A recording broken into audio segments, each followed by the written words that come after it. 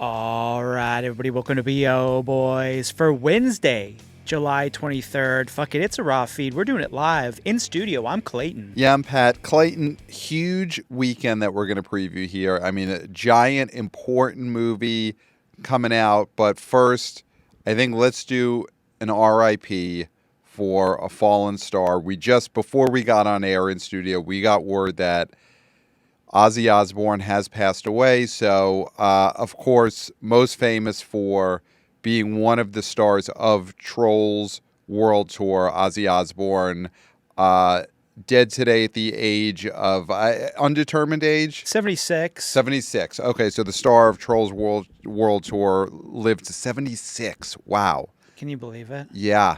It is incredible that this Ozzy Osbourne died at 76. And it wasn't until the end, because Trolls World Tour came out in 2020. So that's 5 years ago. So 71 years old, and he achieves his greatest triumph. Yeah. Starring, of course, everyone knows Ozzy Osbourne in Trolls World Tour, played the part of King Thrash, the voice of King Thrash. Now, it's sort of unfortunate here that, of course, if you know your history and if you listen to BO Boys since the beginning, and we did this through COVID. Yes. That was World Tour was the big first PVOD movie. Yes. So it didn't really get to do much box office at all, if any. I don't think it did any. I mean, it was spring 2020 that came out. That was the one that really kicked off, man, these movies can make a lot of money in PVOD. I think at the time, and I'm sorry, this is late breaking news that Ozzy Osbourne, star of Trolls World Tour, passed away, so I didn't have time to go back and do the research. But I think that was announced at maybe like a $20+ million first weekend of PVOD when Trolls World Tour came out. So Ozzy Osbourne has a place in the history books because Trolls World Tour didn't get a theatrical release, but it was a huge, huge moneymaker right at the start of COVID. Yes. And his family should be proud of that Ozzy Osbourne voiced King Thrash in this very important movie, this very important PVOD movie. Yeah, I mean, he was a trailblazer. Yeah. A trailblazer. Fuck it, it's a raw feed. Yeah, we're doing it live, and we're doing it in mourning. Fuck it, we're doing it in mourning. Ozzy Osbourne, star of Trolls World Tour, has died today at the age of 76. And that cannot be stressed enough that we are doing this live on YouTube because we are YouTubers. Hey, guys. Hey, guys. And we're just dealing with this in the moment. We just found out that King Thrash from Trolls World Tour has passed away at the age of 76. And we are doing the show under that duress. Yeah, it actually did. It actually did have a little bit of box office, so he did get to enjoy a little bit. Wow. But mostly did PVOD numbers. Yeah. So PVOD trailblazer Ozzy Osbourne dead at 76. Dead at the age of 76. That's how he'll be remembered. That's Times obituary is the first thing. Yes, was about of the course. PVOD numbers for Trolls World Tour. Yes, and I'm sure he's had other projects, but you get one that stands above everything else. And yeah. Voice of King Thrash, and again, achieving that at the age of 71. So that's I think something we could all take away from this sad story that Ozzy Osbourne, star of Trolls World Tour, has passed away at 76, is that no matter how old you are and you think, man, I didn't achieve my dreams, I didn't do all the things I wanted to do. My box office is almost zero. My box office is zero. My PVOD is zero. I'm this age. It doesn't matter how old you are. Ozzy Osbourne didn't star in Trolls World Tour until he was 71 years old. Yep. So it is a lesson to all of us. It's never too late. It is never too late. As Peter Gabriel and Kate Bush sang, don't give up. Don't give up. So once again, Ozzy Osbourne, King Thrash from Trolls World Tour, dead today at the age of 76. So it's R.I. PVOD. Yes. Yeah. So it's sad, but it's good that we were able to do an early recording so that we could pay tribute to this pioneer of PVOD. We're putting this out a day early because, Pat, you're going to be boots on the ground in San Diego Yep. with Fantastic Four First Steps dropping this Yeah. weekend. I will be in the middle of it at Comic-Con. I will be meeting up with the great David Thompson of The Direct. We will both be boots on the ground in San Diego. And I am curious to see what the cosplay situation is at this year's Comic-Con. I mean, there's going to be a lot of Harley Quinns. Of course. Every year, a lot of Harley Quinns. Deadpools. There'll be tons of Deadpools. There'll be Rick and Morty, I assume, will still be a big deal. I don't know. That's a big question. I've been there the last few years. That's been a big one. I would assume a big decrease there. They never got to a movie. There was a couple of years where it felt like that was an inevitability, and that's not happening. There was not going to be a Rick and Morty movie.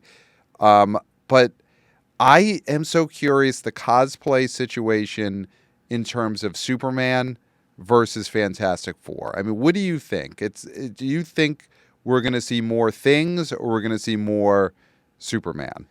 Well, Superman's the winner at the moment. Yes. So if you want to, represent a winner, then you should dress like Mr. Terrific, Superman, Crypto the Super Doge, Supergirl, Lois Lane if you want to. Let's see some Lois Lanes out there. Yeah, represent. Girl. I mean, Guy Gardner. This is the time to get a bowl cut. If you've never had... See, I'm Gen X. Yeah. I had a bowl cut. Yes, of course. Yeah. I have many photos of myself with a bowl cut because that was in at the time. Right. There's a generation of kids who never got to experience the bowl cut. Mm-hmm. And if they did, I mean, God bless their little souls because it was not in. Right. But I was in when the mushroom top was as hot as it could be. Yeah. And now this is everyone yelled at you, mushroom top. Absolutely. Yeah, that's what all the elementary school kids would yell at Clayton, mushroom top. And it was just about my hair. Yeah. That's it. Nothing else. Nothing else. There's no other incident. Nothing else. Nothing else. And when they would yell, circle you and start saying, put away your mushroom top, it was haircut. Yep. Nothing happened in the lavatory ever. Right. Nothing. Nothing happened. Nothing. It was just haircut. Yeah. So anyway, that's going to be their chance. So I think there's going to be a lot of Guy Gardners. Yeah. I think there will be. And it is amazing. You poo-pooed Guy Gardner for months and months and months on this show. I poked lovingly at it. And now he may be one of the most cosplayed characters of the summer. I'm curious to see Minecraft. If there'll be I know that movie came out in the spring, but that is a gigantic movie. Are we going to see some Steves? Are we going to see? Oh, you see, CJ. Okay. Will we see a CJ? You were looking at objects, and it's like he's got a mug there that's breakable. So I of course we're on YouTube, so I don't want to say chicken jockey because then it means there we go. He's got to do it because I said the words. Will there be a CJ at Comic-Con, and will that lead to? There's a lot of people packed into this convention center. Is there going to be a CJ style? I don't want to say riot. I'll say it. That's what it is. Will it be? But those were such good riots. A teenage riot. The Minecraft CJ riots we had in the theater back in the spring led to so much box office and led to so many concession sales because you had to buy the popcorn to throw the popcorn. And will we see that at the San Diego Convention Center where people are throwing popcorn? I'd love to see it. I know there's a lot of security there, and there's a lot of law enforcement that have to dress in cosplay undercover, and you're not supposed to throw things around at a convention, but it's CJ year.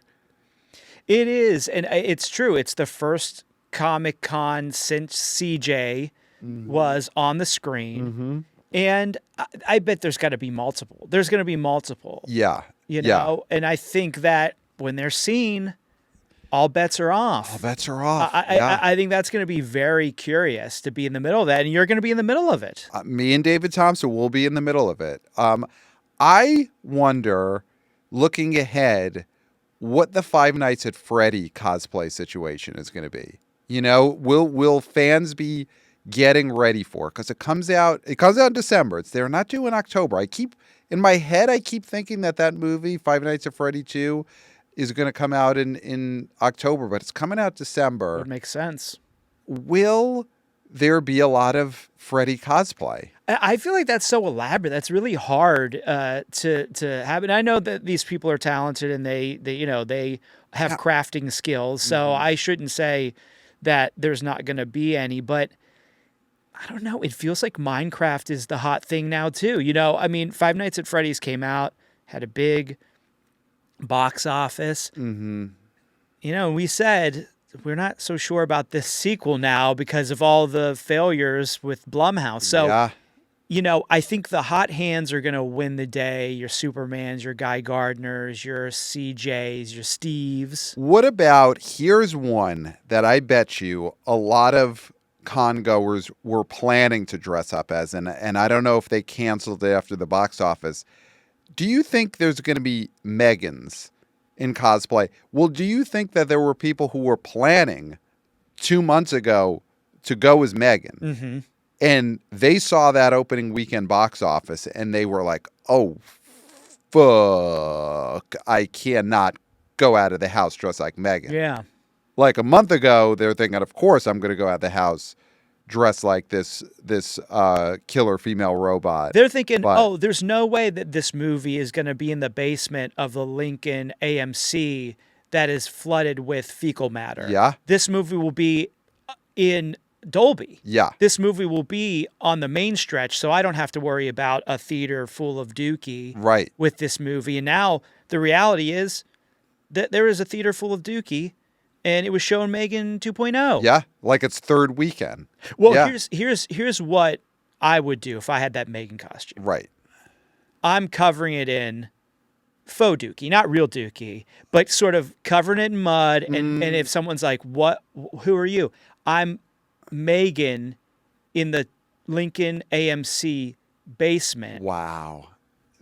That is, and I'm covered in Dookie. That would be one of the great cosplays of all time. That would get, I think, just nonstop applause through the San Diego Convention Center because it's so specific, but everyone knows. Everybody knows. Everybody knows because this is the AMC Lincoln. Everyone in the world knows about this theater, number one theater in the world. Everyone knows that I got flooded. Everyone knows that the basement was full of Dookie, and that's where Megan was showing. That's the costume. That's the cosplay right there. Yeah, I love it. I love it. And you put, I don't want to add to the work of this great cosplayer, but you put some kind of like ripped screen in front of you. So it's specifically Megan behind the screen, soaking wet from flood water, covered in Dookie from backed up sewage pipes. Yes. And everyone would know that's Megan being shown at the basement of the AMC Lincoln. There should be more box office based cosplay at these places. Mm-hmm. Like Fantastic Four opening this weekend. Mm-hmm. This is a perfect time. Mr. Fantastic, we know he stretches, of course. Why wouldn't he stretch? His name is Mr. Fantastic. Mm-hmm. It's obvious. Yes. So why not make a costume where you have on the costume an ability to have the box office go up and down in the sense of, you remember how in drives at school, like can drives or money drives, and you would have the thermometer where you would mark where something is.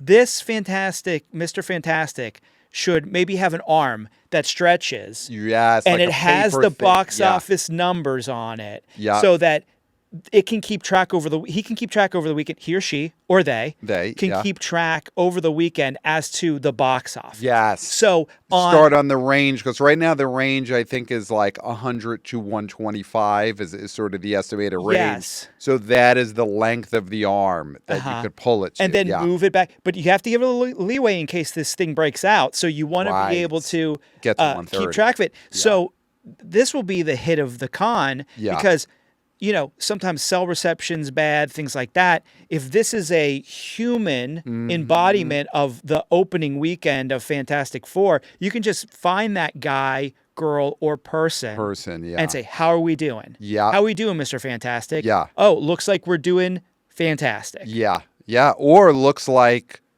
we're in the basement cover with Dookie, like the screening of Megan. Like Yeah. that. Who's Megan standing over there? who's standing over there. Because they both have box office costumes, technically. Yeah. So they sort of are hooking up. Yeah, they should get together. Yeah. Yeah.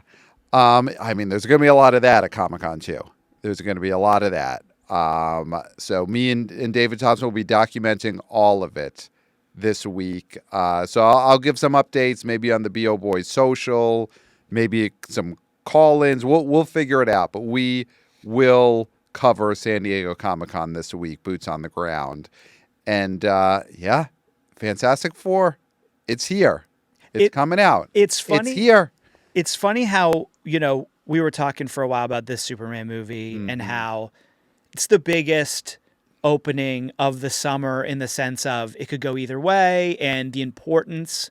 And I think there's a lot of people poo-pooing the international, the foreign on this. Yep. On Superman. And a lot of people talking about how, oh, well, it's not going to do as well as the Batman and blah, blah, blah. And we're box office guys. Box office is important. But there's so many elements of this that people aren't seeing, is that this is a reboot. This is a restart. Yeah. And so the expectation should be more about Batman Begins numbers. Yes. Not That's Dark the Knight comp. numbers. That's the comp. Yeah, Yes. not anything else. Not Aquaman numbers. This is a reinvigoration, and you have to have a building block to build off of. Yeah. There wouldn't be Dark Knight if Batman Begins didn't get people excited. Yes. And yes. that's what Superman is doing. It's getting people excited. Yes. So the fact that it might not make a Billy, or it won't make a Billy. It won't make a it's Billy. not- it's Without not the gonna make a- international, no China, it ain't making a Billy. Yeah. So it's not making a Billy, and that's fine. That's fine. Because this is a step forward in the right direction. Right. And that's what we have to think, because it's shoring up DC so that maybe the next things can do better and they can have a library of great superhero movies. Now that's the best case scenario. Right. And that's what we hope for, because you still need superhero movies to do well, because we want a box office that is thriving and healthy. Right. Yeah. I mean, this sets the table for, first of all, it's doing well on its own, and the day-by-days have been really good. Day-by-days. Great second weekend hold, Great all day-by-days. that. But it sets the table for people are actually looking forward to Supergirl and Crypto the Super Doge, which I think, do they change the title? I know that comes out June 2026. Right now it's called Supergirl. Do you change the title to Supergirl and Crypto the Super Doge? X, of course. Make it a collab. Make it a collab. Do what Deadpool and Wolverine didn't do. Yeah, which could have got it to 2 Billy. Yeah, Supergirl X, Crypto the Super Doge, the collab. Yeah, that's the move. But it's because And X is dog bones. Yes, the X. Or is milk dog bones, because bones. it's the super. Keep that money train going, because Milkbone had that special box with Super Doge on it and Superman. Just put Supergirl and Super Doge on that box. Yeah. And make it Milkbone. Yeah, I mean, if you put the milk bones on the movie poster, you could charge 10 times that for the brand partner. Oh yeah. Yeah. So Superman is doing what it needs to do for sure.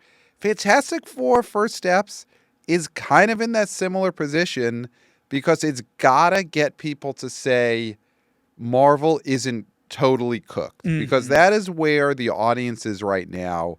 They thought that Thunderbolts would be the movie to do it, that get young people back in, and it got good enough reviews, but of course, famously a disaster on the rebranding of calling it the New Avengers. No matter what reviews that movie got, Thunderbolts got, the only thing people remember about that movie was Miss Flo trying to pull the new title across the poster on that famous Instagram video. That is the only lasting memory people have of that movie. Yeah. So that movie didn't turn things around for Marvel. Fantastic Four First Steps is got to get people to actually like this stuff again. And we're about to find out. We're about to find out, both in box office and both just in how does the audience respond to this. I mean, what do you think? Do you think that Pedro Pascal and Vanessa Kirby and whoever the other two people are. Desi, Marnie's husband. Marnie's husband. Yeah, I wish they would lean into that more. Of remind people that this guy was Marnie's husband and now he's playing the Thing. Yeah. Honestly, I wish Marnie was in this. You know, I know she had to be in Megan 2 and she only does one movie every 3 years, but Allison Williams seems like she also could have been in Fantastic Four. Oh, if absolutely. you reunite them, that's a big news story. That's big. Yeah. I mean, what do you think? Do you think this casting, this presentation, does it feel like this is what Marvel needed for it to be cool again? It just doesn't feel cool. This movie in general. Yeah. I mean, not that Marvel feels cool at all. But it was. It was but to the it was mainstream cool for a decade. You know, wasn't But we're underground. talking pre-COVID. Yeah. Right, I'm we're saying talking pre-COVID. So right. the world it was has a while changed. ago. Yeah. You know, there were things that were cool a year ago that are no longer cool. So I think that it's really hard because to me, the things going against it, just another Marvel movie, directed by a TV director. Was it Matt Shackman? Is that his name? Believe Matt so. Shackman. I believe yeah. so. Director WandaVision. WandaVision gentleman. This and everybody's sick of me saying this. Say it again, though. It's becoming a catchphrase for you. And catchphrases, you know, they sell T-shirts. That 60s milieu, nobody wants it. Yeah.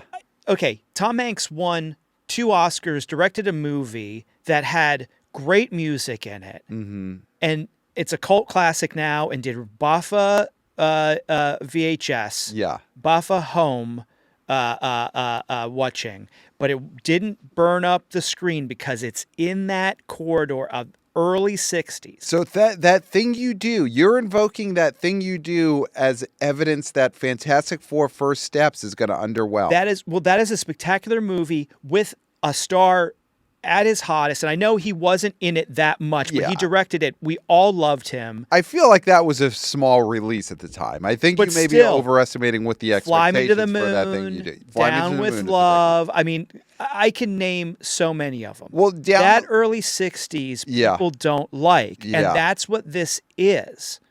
Okay. They want late 60s. They want Easy Rider. If the Fantastic Four took place on motorcycles and they're like getting into drug culture and it's that part of the 60s, you think that would be more palatable to the audience? They should be, if they want to do a period piece, a period where people would be psyched and excited, it should be the nu metal era. The Fantastic Four should have gone up in that spaceship. Yeah. And you should have heard, wah, you know? Yeah. Down with the sickness. Yeah. Right? Yeah. Let the bodies hit the floor. Let the bodies hit the floor. I mean, could Ben you imagine? Grimm should have been wearing the same clothes that AJ Soprano was wearing. Yes. He should have been a huge Slipknot fan. Okay. Sue Storm, black hair, shops exclusively at what's that? Hot Topic. At Hot Topic, yeah. Right.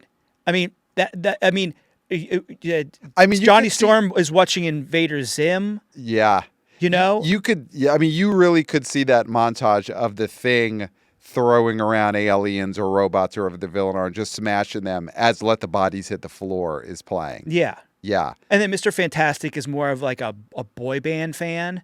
Oh, wow. So you think it's a 98 Degrees? Yeah, I mean, he just might like the melodies more. Like he'll like he likes that these are songs that are specifically scientifically created to have people like them and then be catchy. Okay. He would be excited by that new movement of like Swedish Euro pop that came into America with your Backstreet Boys, with your Britney Spears, and things like that. So he'd be like, mathematically, this is a catchy song.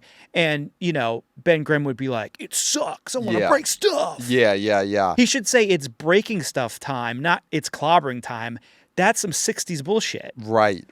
Yeah, and I think this Fantastic Four, they obviously play up the romance between Mr. Fantastic and Sue Storm, and you could, when she announces she's pregnant, you're playing "I Did It All for the Nookie." Yeah. Yeah. They should have met in the pit. Yeah. So He wandered into the pit accidentally, and she saves him. So late 90s, is the time. I mean, I do kind of agree that if That's you're the trying hot to hit, time right now. Yeah.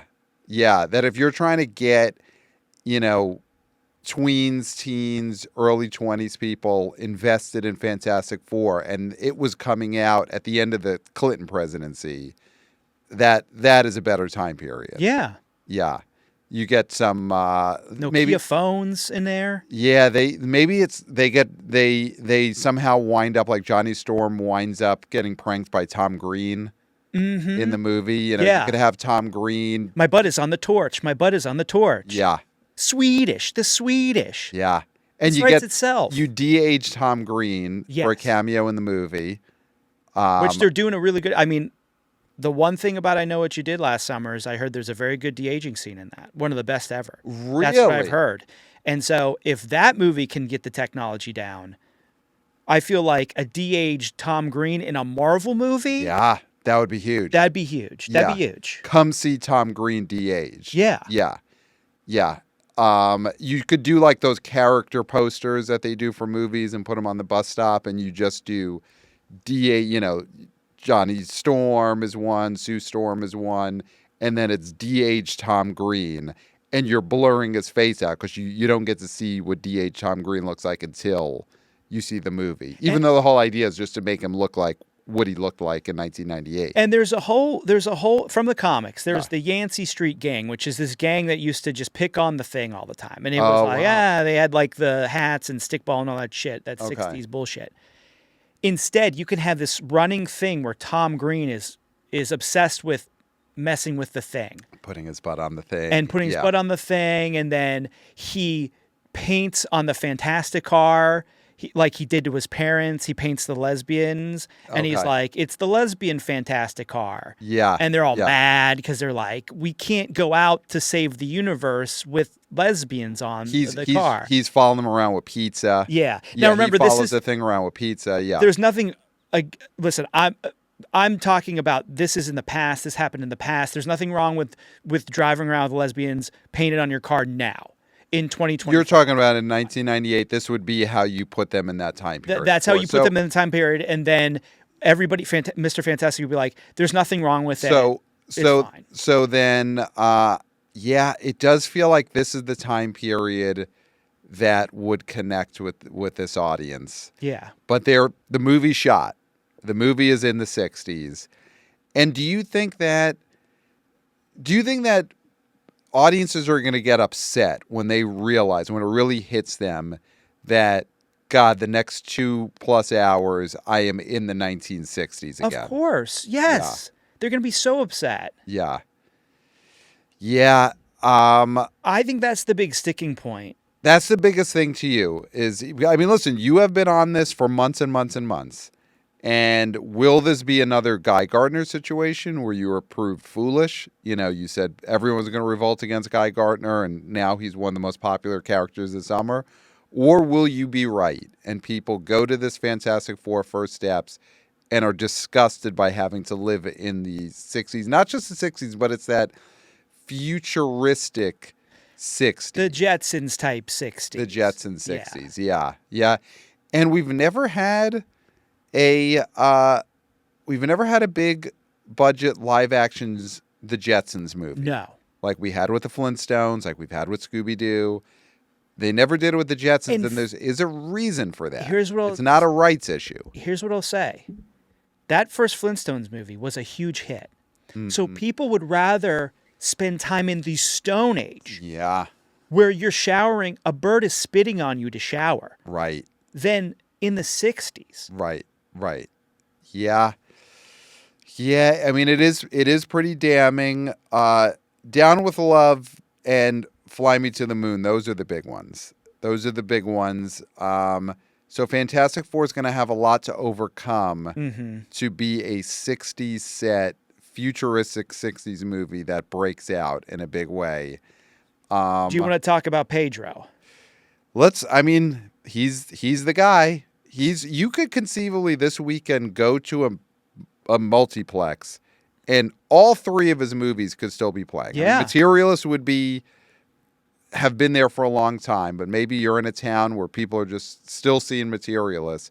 He could have 3 movies playing at a multiplex this weekend. So Materialist overperformed. We can officially say. I mean, Yeah. it overperformed for the budget, for who released it, and Yep. for all that. So Yep. that I think is in the win category for Pedro Pascal. People didn't reject this movie because he was in it. No.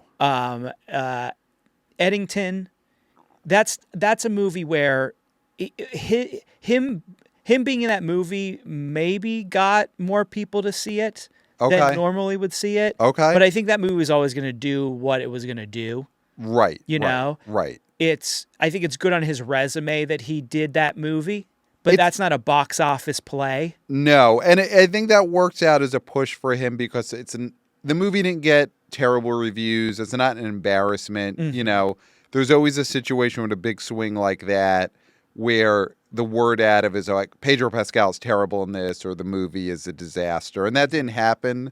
So I think overall Eddington is kind of meaningless. It's like a push. I feel like that's a push, and then a lot is riding on him for this. Yeah. Because when you think about it, he's a guy, and I think Marvel fans are thinking this way because they're programmed to think this way. They're going to this movie not just to watch this movie, but to see if this guy can be the guy for 15 years. Right. I mean, that's the pressure. Where that you don't have that pressure with Materialist, you don't have that pressure with Eddington. Is this right our Mr. Fantastic? Because is he the new RDJ? Because you look at this, whatever phase we're in of Marvel, there is nobody who stands out as this is the new top hero. Yeah. And, you know, I think when the X-Men come in, that's going to cause there'll be some possibilities there. Whoever is the new Wolverine, whoever's the new guy with all the eyes, Cyclops. Yeah. The one eye. He doesn't have all the eyes. He has specifically one eye. So whoever's playing those parts, they could end up being the RDJ. But right now, I think the test is Pedro Pascal going to be the RDJ for the next 10 years? That's a lot of pressure on someone's shoulders. Yeah. Yeah. I'm very, very curious to see what the audience response is to that. You know, even with Eddington, the movie is kind of a push. It doesn't matter what it did at the box office. The reviews were fine. But you do wonder if that added to fatigue for this guy. Like, will mainstream audiences going into this weekend say, enough already? We're seeing this put him a lot of bus stops, a lot of bus stop posters, a lot of billboards on the highway. You know, it's like it's Jesus Saves billboard, then it's a Pedro Pascal billboard, then it's Jesus Saves, then it's Pedro Pascal. And are they going to get sick of Jesus? Maybe, but he's been around a long time. Well, that's the thing. If they're going to get sick of anyone from these billboards, it's going to be Pedro Pascal. It's not going to be Jesus. Well, here's the thing. Pedro Pascal has been around for a while in things that people like. Now, a lot of it has been television. Mm-hmm. But he's not one of these guys that, you know, in the 2000s, 2010s, they tried to shove down our throat when we didn't really have any sort of relationship with them beforehand. Mm-hmm. I think he's been in enough genre fare, has been liked in most of the stuff that he's done, that people are sort of rooting more for him to succeed on the big screen than, say, your maybe Taylor Kitsch, which, he had his show. He had a show. A better example would be who is the guy that, and we've talked about him several times, who was in that a horror movie recently and played Boomerang in the Suicide Squad and Suicide Squad. Is he the guy who also played John McClane? Yeah. Whoever that guy is. So he came sort of out of nowhere and was pushed down our throat, and I think people were like, this is too much. It's too much. I think Pedro has goodwill. Okay. And I think he's really going to have to do something terrible, and this movie's going to be really terrible for that goodwill not to continue. Yeah. Now, there's goodwill, and then there's, I want to see this guy in multiple things. That's the thing. You don't have to be disgusted by seeing him so much, but are you burnt out to the point where he doesn't make you enthusiastic anymore? Yeah, and I don't think we're at that point Okay. yet. I do Okay. think it's a good point where can he make this big leap to be a guy in a franchise and, hold this universe down for the next, 10 years. 10 years, yeah. Or at least the next 5 or 6 years. Yeah. Or whatever. Yeah. I mean, I'm sure he's signed to a 10-year contract. I think the Marvel contracts and the Scientology, boat contracts are pretty similar. Yes. I mean, yes. Florence Pugh would have been better off signing up for mopping the deck on a Scientology boat than be humiliated in these movies. Yes. She'd be almost done by now. Mm-hmm. Listen, and she'd probably be able to act in more movies if she had signed up to mop a deck on a Tom Cruise Scientology boat. And 3 square meals guaranteed. Yep. That's what I've heard. Yeah. Yeah. So anyone else from this cast matter? I mean, we've talked about Marnie's ex. Obviously, if there is a draw for us to see this movie other than we have to see it's Desi. It's seeing Desi on the big screen. But we don't even get to... That's the thing. He's know. covered up. He's the thing. I know. And it's not even like the last Fantastic Four where the commish, you could tell it was the commish. Like underneath that he's got makeup, a sort of just like round, squatty build to him. The commish, I mean, and then they had that scene where he unravels the salami and he sees his pen, and it's, it's a callback to the hardcore commish fans. Yeah, yeah. Hopefully there's Easter eggs for Desi fans. Yeah, I hope the so. thing is building a little wall in the middle of a studio apartment. Yeah. So hopefully... Plays his guitar at an open mic. Mm-hmm. Yeah, let the thing harken back to girls. Yeah. But see, MCU doesn't have that sense of humor. Right. It's all got to be something from the other movies, or he's going to be eating shawarma. He's going to want to try shawarma for the first time. Yeah, like they're not going to do Easter eggs to Lena Dunham HBO shows. Okay, here's what I'm going to guarantee, because I called this with Thunderbolts that there was going to be some sort of Red Guardian eating some food situation. Yeah, there is going to be. I'm trying to think what maybe Tang. There's got to be a Tang. I mean, the thing is going to try Tang for the first time and be like, this is really good. Some sort of 60s, maybe a Pop-Tart. I don't know. Unfrosted might have taken that off the table. Yeah. But this movie also probably could have been in production before Unfrosted came out and killed off the Pop-Tart. Yeah. But some sort of 60s food. Yeah. Is gonna be the thing's gonna try it and be like, oh, I'm not so sure, I'm not sure, and then he eats it and he loves it. Yeah. All right. And it's probably not going to happen because this is Disney and this other property I'm about to say is New Line, Warner Brothers. Any chance of an Austin Powers cameo in Fantastic Four? Can we get Mike Myers in his Austin Powers gear, interacting with the Fantastic Four, right before he gets frozen, something like that, or even just a call out of, they're visiting some lab, they pass by the frozen Austin Powers tube. That would be great. That would be great. It's just Austin Powers though is a New Line Warner Brothers property. One of the only things that Disney doesn't own. Yeah. That's why he was, of course, famously in the Space Jam movie alongside the Droogs from Clockwork Orange. Mm-hmm. Yeah. Listen, that would get a lot of internet buzz.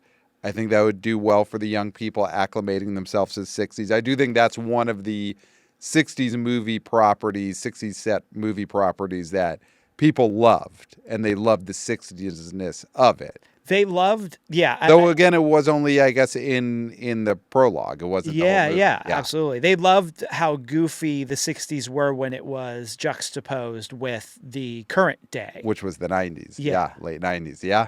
Yeah. Fantastic Four should have definitely been set in the late 90s. I think that's clear now. Yeah. Yeah, and Vanessa Kirby doesn't mean anything to the box office, right? I Good actress. She'll very be good in it. You know. Great in the Mission Impossible movies. Yep.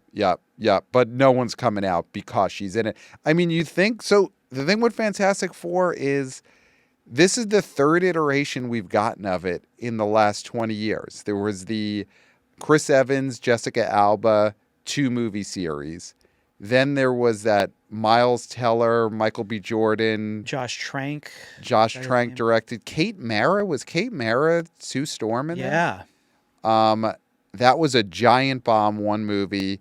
So this is the third swing in like 20 years of this property. And you think back to the first version of it, Jessica Alba was kind of a big deal when those came out. Or at least like she was very, very famous to young people when she was cast in those. Oh, yeah.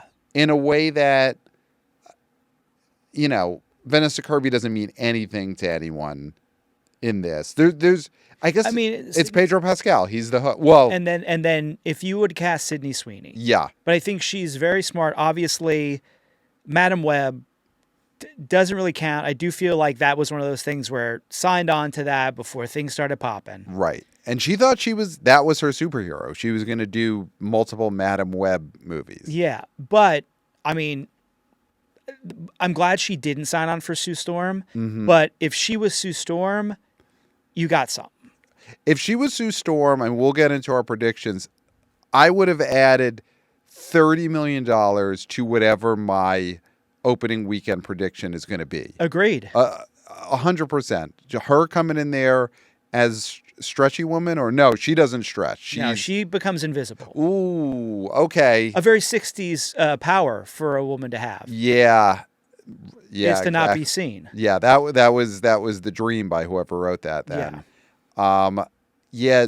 Promising Stan Lee, the great Stan Lee. Yeah. Look at what he wanted. So promising that Sydney Sweeney's going to turn invisible is a weird sell, but they would have figured it out. They would have said, you know what, the whole thing is she hates her power. She's not going to use her power at all. Yeah, it's sort of like how when they had Jennifer Lawrence in that contract for the X-Men, and then she was like, I don't want my body painted. Yeah. So I just turned my body into regular clothes. Yeah. Like I just am wearing sweatpants now. And that's what Mystique does. She just really loves these sweatpants. Yeah. You know? Sydney Sweeney, I think they would have found a way. If she never turns invisible, it's fine. She does something else. She punches really hard. We'll figure it out. So there's nothing in the cast that is a giant plus. I mean, again, with Pedro Pascal, I think if anything, he is. Or are we underestimating him? And again, we've heard it from different sources that he is the guy of the moment to the female audience. This is the way to know. The thing is, we're going to find out. You can't know until you know. We're going to find out. Everything is there for him to pop off. Yeah. So we're going to find out. It's going to be the big IMAX and PLF movie this weekend, right? I mean, at this point, it's getting all the good screens. I believe so, yeah. And then competition-wise, there's nothing else big coming out. I did want to quickly touch on another movie that I found that's coming out in wide release this weekend. It is, so I'm pretty sure there's wide release. This is something that the compact critic Chris Klemmer is going to have to see this weekend. There is a Shudder IFC Films movie called House of Eden. Yeah, it's listed as wide release on the numbers. House of Eden, IFC Entertainment, and Shudder. Have you seen this trailer for the found footage horror film House of Eden? Found footage? It is a wow, found footage horror back film. Again. Yeah? Have you? And I have not. I watched the trailer. The reason I want to bring this up, other than it is wide release, which is probably going to be 1,000 to 1,500 screens. And these IFC Shudder movies have done decently. Yeah. It's got an audience for sure. It is directed by and starring a TikToker social media personality. Her name is Call Me Chris. And her full name is Chris Collins, but she goes by Call Me Chris on the platforms. Canadian social media personality and hairdresser. She got very popular starting in 2020 on TikTok, has 50 million followers, most followed TikToker in Canada. Okay. 32nd overall in the world, has a huge YouTube channel. She is a YouTuber. Hey, guys. Hey, guys. With 12.4 million subscribers as of today. And she wrote, directed, and is the star of House of Eden. She then started a sort of spooky YouTube channel because she started as a lot of lip syncing, which of course everyone remembers in 2020, lip syncing was gigantic. Yeah. And obviously everyone who got famous doing lip sync videos in 2020 still super relevant today. Mm-hmm. She did that. She does comedy, pivoted to then making horror. I mean, what does this sound like to you, Clayton? What does it sound like? A YouTuber who gets into making a horror film. The Rocka guys. Yeah. You know, and we, luckily, our VP of interns, Christopher, tipped us off to Rocka before Talk to Me came out.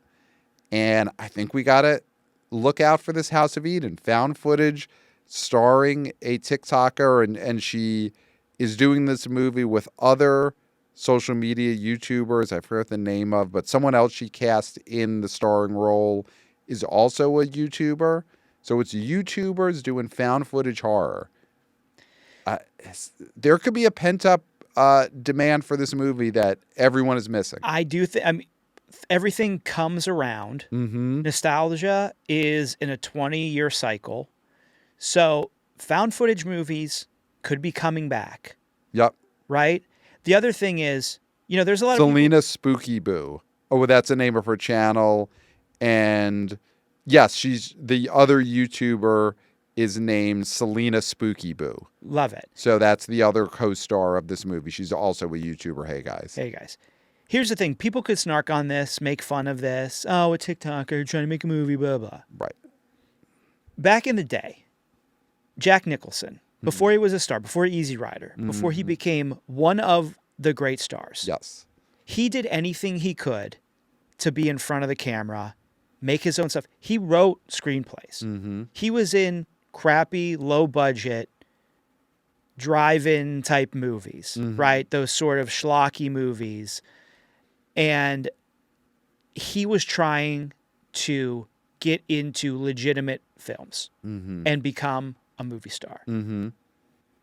If he was coming up now, he would have done lip syncs. Yes. He would have been doing lip syncs. Yes. Maybe he was doing makeup tutorials. Maybe he would have been doing commentary on old MTV Music Awards. Yes. Who knows? He would. He'd be doing video essays. We don't know what this man would have done. Jack Nicholson might have been a Twitch streamer. Yes. Yeah, playing video games, and he's playing Worlds of Warcraft or whatever, and he's like, yeah, look at me. Yeah. That's Jack Nicholson, of course. Wait till they get a load of me. Wait till they get a load of me. Yeah. Twitching. So how is that any different than what is this woman's name? Her name is Call Me Chris. Call Me Chris. How is that any different than Call Me Chris? And she's teamed up with Spooky Boo Boo. Yes, the name of the collab is with Selena Spooky Boo. That's her collaborator. I think this is great. Everybody should aspire to make a movie. Mm-hmm. They're aspiring to something greater. Yes, that's what's so great is they know that is still the goal. Yes. Is to make a feature film that plays in theaters. She started at TikTok, went to YouTubing, hey guys. And now she's got a feature-length film in the movie theaters alongside Spooky Boo Boo.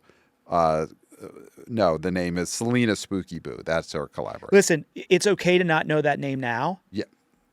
But in a week, maybe it's integral. Yeah. Yeah.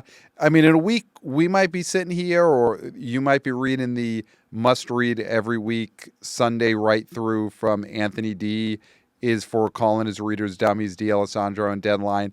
And he might be writing, man, one reason why the Fantastic Four First Steps underperformed is that audience went to go see House of Eden, starring Call Me Chris and Spooky Boo Boo. Yeah. You know, that's where the and then you'll have to know her name. That's where the new Selena stars. Spooky Boo. That's where the new stars are coming from. Yeah. Yeah. Just like, Nicholson in a Little Shop of Horrors movie. Right. And who was the producer? Roger Corman. Roger Corman. Yeah, TikTok is the modern day Roger Corman. It's Roger Corman. Yeah. And so I think this is very exciting. Yeah. And just for Anthony D is for calling us dummies, D. Alessandro. We know you listen, and we know you play with us, and we think you're going to call people dummies, and then you don't. Right. He sometimes asks a rhetorical question that you assume he's going to insult them then, and he doesn't because he knows we're talking about it. Yeah. So I would just say, because it's playful. It's a playful relationship we have. Yeah. This write-up this weekend, call us dummies. Call us dummies. Just please call us dummies. Yeah. It'll be fun. Our fans will love it. They'll know that there's this interplay. There's this talking back and forth. You never have to come on the podcast. Never. If you don't want to. We'd love to have you, but you don't have to do it. Yeah. Just give us that little, that's like pulling the earlobe. Yeah. Yeah. Pull the earlobe for us. Or call her Spooky Boo Boo. Yeah. Okay. Yeah. Accidentally call her Spooky Boo Boo instead of her real name, which is, of course, Selena Spooky Boo. That's right. So, I'm curious to see what this does this weekend. We don't know the full theater count. It's not getting promotion at the level that, Talk to Me before it came out was getting some actual TV promotion. People knew it was coming, not at the degree that the underground audience knew, but it was getting some mainstream promotion. I'm not seeing a lot of House of Eden mainstream promotion. There's no Little Caesar's Pizza that is half Selena Spooky Boo. And then the other half is Call Me Chris. Their favorite toppings and then their favorite toppings. Yeah. For this movie, For this movie, whatever their next feature film is, we may be at that point. So they could be the next Scott Baio and Buddy Lembeck. Yeah, the great team. So we'll see if House of Eden cuts a little bit into Fantastic Four First Steps. That's the only other wide release coming out this weekend. The only thing I'll mention in limited, there's another one of those from the producers who did Winnie the Pooh, Blood and Honey, Winnie the Pooh, Blood and Honey 2. They now have a full cinematic universe. Is this the Bambi one? This is the Bambi one. Okay. Bambi The Reckoning from Seismic Releasing comes out in limited this weekend. I think they call it the Childhood Nightmare universe. They've got a whole series of these. There's a Peter Pan one that is on the docket. And there's one other one that they have coming out, but they've got Bambi The Reckoning. So it's Bambi as a deer who's filled with rage or it's a Bambi, a rabid Bambi killing people. Do you think that they're going to tie it back to the death of Bambi's mother, or these movies, they don't even bother doing that amount of research on the characters? It would make, because Jason Voorhees, that's his origin, sort of, is that. But that would be Bambi's horror origin, is that they killed his mother. Yeah, I think if you don't do it, you're sort of stupid. But I do think that the producers of Winnie the Pooh, Blood and Honey, I don't think they're even giving that much research into these characters. I think they just know Bambi is a deer called Bambi, and that's all they're going with. I know nothing about the plot of this movie. I know nothing about this movie. Yeah. But knowing the Blood and Honey stuff, there has got to be a giant mutant rabbit named Thumper that crushes people's heads because he just thumps on them. Yeah. Well, but the thing is, that will be played by a man in a bunny suit. Yes. Yeah, of course. That'll be played by like Kane Hodder or something. Right. Yeah, I don't think, or like Sean Bradley from the ex-New Jersey Nets player. Who we found out was alive. We did assume he was dead, and we found out he is alive The and options pretty were young. Like we thought he had died of old age, and then it turned out he's like 3 years older than us and is very alive. when we looked it up, the options were he is dead, Yeah. or he was been dead for so long, so like 2011, Yeah. or he is alive. Yeah. And option 3 was the least likely option for us, but was the one. Yeah, he is alive. So he still has time to have his Trolls World Tour. Yes, 100%. Sean Bradley has, again, rest in PVOD. Ozzy Osbourne didn't get his Trolls World Tour until he was 71. So Sean Bradley has plenty of time to still star in a Troll. I mean, it could be could be a Trolls sequel. They'll be making those movies for a long time because of how well Ozzy Osbourne's 2020 release did on PVOD. Or Sean Bradley could get his start playing Thumper in a rabbit costume in Bambi the Reckoning this weekend. So we'll see. So are you ready to give some predictions Yeah. for this weekend? Very important opening weekend. So would you like to go first or second in predicting the box office weekend of Friday, July 25th? Now, Pat, you so expertly set that up, but I need to ask because you mentioned by the water cooler David Thompson. Oh my God! And so I've I got need to the get inside the info. David Yes. Thompson information. So David Thompson was maybe going to come on this episode, but he's just so swamped with getting himself out to San Diego. He couldn't come on, but he did send a report because he saw Fantastic Four last night. Now, reviews are the embargo's off, right? Embargo's off. Okay. The reviews are out. It's at like 80-something%. So he said, you can share this. And this is from David Thompson, quote, "I liked Fantastic Four, but I am not as pumped about it compared to others who shared reactions online.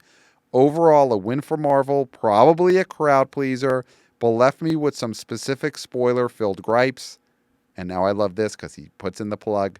More on the Direct podcast on Friday. What a guy. You got to get the rest on the Direct podcast. We had some follow-up.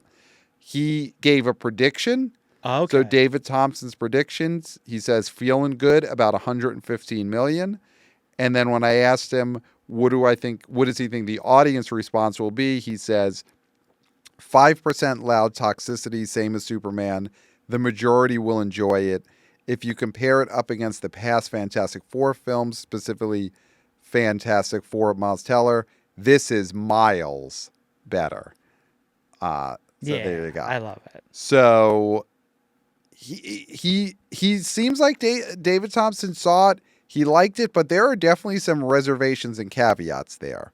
Again, he said probably a crowd pleaser. Did not say when he saw Superman, he was raving about that movie. Yes. Everyone remembers the giant smile on his punim when he came on the Superman episode. And there is some caveated praise for Fantastic Four. So he seems solid, but not over the moon, is what I get from that review. And his prediction was 115 million. 115. So okay. That said, Clayton, can you give your predictions for the box office weekend of Friday, July 25th? So I'm just taking a look at opening weekends and what I think this thing will do comparatively. Because you've got Guardians 3, which opened to 118. Now, of course, that's like the last of a trilogy, and it sort of had legs after that. Yeah. But I'm trying to see what Quantum Mania, I think, did 104. 106. 106. Okay. Yeah. So I feel like... And Brave New World, Captain America just did, I think, 88. 88 and then 74 for Thunderbolts. Yeah. So I'm trying, and then, I'm trying to think sort of... I think the sweet spot is pretty close to what David's saying. Okay. In between Ant-Man and Guardians. Okay.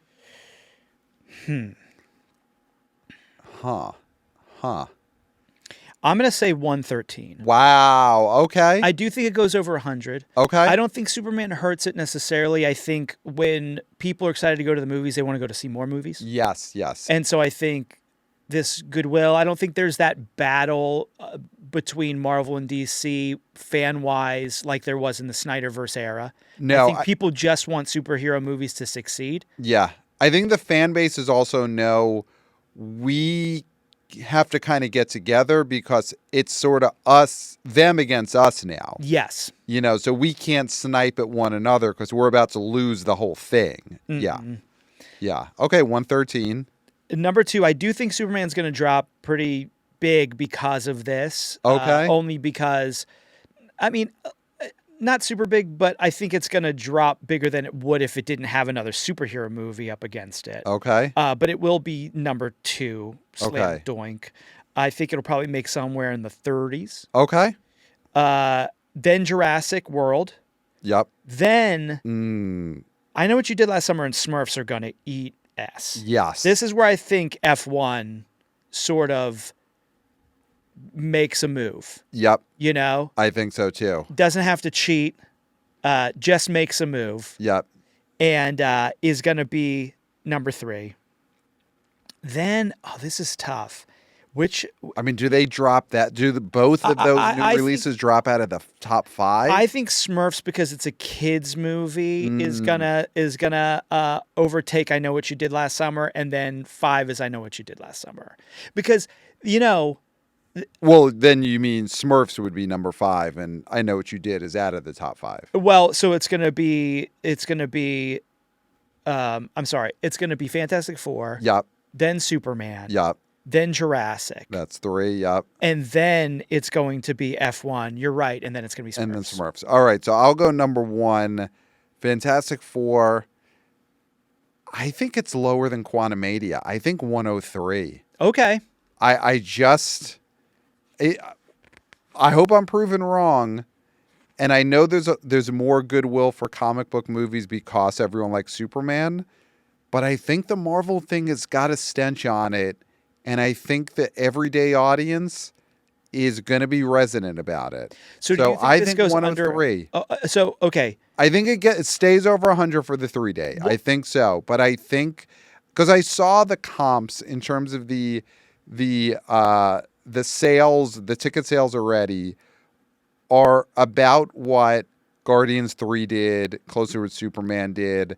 But I think the difference is nowadays, that doesn't mean it's going to do that opening weekend number because those are the super fans buying the advanced ticket sales. Yes. And I don't think the walk up on Marvel is what it was even a few months ago. I do think something like Brave New World just has continued to get people to dislike this brand. Yeah. So I think it could start slow, and I think it could be like 103, 104. What's the chance? Okay, what would you give a bigger chance to? Okay. This actually sort of breaks out and goes 125, or it goes like 83. I don't think it'll go that low. It's gotten so much promotion. It's such a great release date. This is the Barbenheimer release date. This is the Deadpool, and it should have been X-Wolverine, but the Deadpool and Wolverine release date. That last Friday in July. It's a great date, so I think it's not going to crater. Okay. I think 103 is the low end, but I do think that's where it's going to end up. And maybe it'll have legs, and I hope it does, but I feel like it could open on the real low end. That 100 would look so nice. Like if it opens to 99 or 96. It's got to get which over it should have 100. been. That's the window it should have been based in. Like that's when the movie should have came out. It should have been based in the year 1999. Between 96 and 99, but more towards like 98, 99. Yeah. Early 2000s maybe, right pre 9/11. Yeah, of course. Don't get the Fantastic Four involved with that. No. Yeah. Yeah. So, okay, interesting. Yeah. So then number 2, I think Superman is going to hold pretty well. It made 58 last weekend. I think it ends up making like 36, 37 million. That's what I said. Yeah. Yeah. So I think it's going to be a good hold. Then Jurassic. Number 4.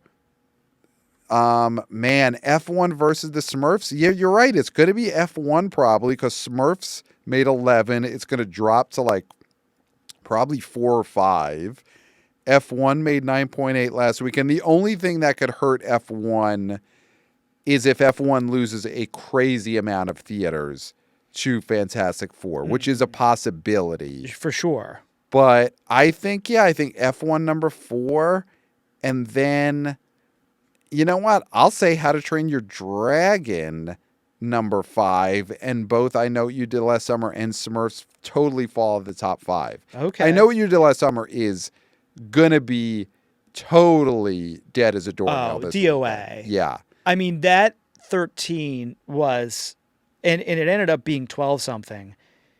That was just inflated in a way that is not gonna continue. Yeah. Anybody who wanted to see that movie has seen it. And the word of mouth is so bad. So I mean, bad. we were on a text thread with a horror super fan friend of ours who, I mean, it really sent her into inconsolable. It sent her into somewhat of a spiral, the things that movie did. And it's the kind of word of mouth that is going to really keep people away, because they're going to be told, for your own sanity, don't go see I Know What You Did Last Summer 2025. Yeah. So yeah, I think that's going to fall in the top 5. So big weekend. We didn't put House of Eden in our top 5. No. I could see it being in the top 10. Okay. That's what I'm going to predict this.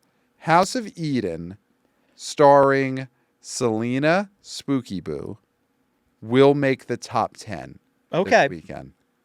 I can't wait to hear the Compact critic Chris Clemmer, his review. I'm more interested in his review of House of Eden than I am his review of Fantastic Four First Steps. Yeah, he's pretty hyped about Fantastic Four. Yeah. Or at least he was the last time I talked to him. You talked to him more. Yeah, of course. So yeah, we will see. So big episode coming up next weekend. I may not be on that episode though, because I will be traveling on that day. We will see. You know, I as of now, I'm not booked to be on that. We will find a guest co-host. Possibly I could make it, but again, I will be deep in travel on our next episode. Either way, we will cover the results of this. Oh, of course. Yeah. So email us, theboboyspodcast@gmail.com. Of course, follow us on social media at theboboyspod, on Instagram, on TikTok. Wanna be VP of Interns Christopher, killing it with the vertical clips. You got to check those out. So follow us on social. And can I say something really quick? Of course. Our intern, Yeah. VP of Interns, Yes. Christopher, Yeah. he's looking for a gig. Is it okay to say this? Yeah. Looking for a gig. Yeah. I mean, because he's in a bad spot right now. He's in a bad spot right now. We won't get into it. I mean, I think we could say this because he's going to want people to know just how bad of a spot it is. He's in medical school right now. Okay, wannabe VP of Interns Christopher currently is a med student because he needs a gig in entertainment, and until he gets that gig, he has been sentenced to be a med student. He has been sentenced to being on a journey to being a doctor. Oh, God, my stomach hurts. He should be cutting clips, not cadavers. Yes. All Right right. now he's doing both because that is how industrious he is. Yeah. But we need to get this man a gig full-time in the entertainment business. That could be podcasting, that could be film, that could be television, that could be YouTube, podcast, video production. Yeah. Any form of entertainment. It could be, you know, he films mud wrestling and puts the vertical clips up. Yeah. He'll start at the tossing- bottom. He can't get any lower than med school. He can't get yeah. Anything he does in the entertainment business will be higher than that, even documentary filmmaking. Yes. He would stoop that low to get out of where he is now, which is med school. Yeah. Yeah. If you have an OnlyFans account that you need someone to cut clips for, Yeah. please look at our social media at the BO Boys Pod. Look at his work. He can do it. Let the boy cut your clips for your OnlyFans. Yeah, So he could stop learning to be a doctor. look at our videos and imagine us nude. Yes. And then be like, okay. Okay, he could I do that for see me. That. I could see that. Yeah, he could take your OnlyFans videos and he could caption them. He could stack them for vertical. He could do all that. Mm-hmm. Don't make this poor kid have to become a doctor. Let him start by cutting your OnlyFans teaser clips. Mm-hmm. And the full videos, too. The ones that you have behind a paywall. Yeah. He could edit those. Yes. He could take out the ums and ahs. He could take certain sounds and amplify them. Yeah. Loop certain moments if you want things to look like they lasted longer than they did. He could loop those moments. Mm-hmm. So we got to get this. We got to get this kid out of med school. Yes. And into an OnlyFans production gig. And all we'd ask from that is get our beaks wet. Of course. So, Yeah. just like a free, like give us a free membership or whatever. Yeah. So Yeah. we can see what our intern is doing. Yes. And be like, good job. We got to support his career. So, Yeah. yes, we would get free subscriptions To the OnlyFans. to the OnlyFans. Yeah. So, follow us there at the BO Boys Pod and 5 stars on Apple Podcasts. Subscribe to the Substack. Subscribe to the YouTube channel. We are YouTubers. Hey, guys. And yeah, that's it. Big weekend. Boots on the ground in San Diego Comic-Con. A lot coming up on the BO Boys. Pat, I finished. Great. I have none left. You've said it all. Yeah, Maybe 100. too much. Oh, wow. Okay. Yeah. And there's nothing left to be Great. said. So I can leave the studio now? Except for, until next time, we'll smell you at the box office. Nailed it. Hey, guys.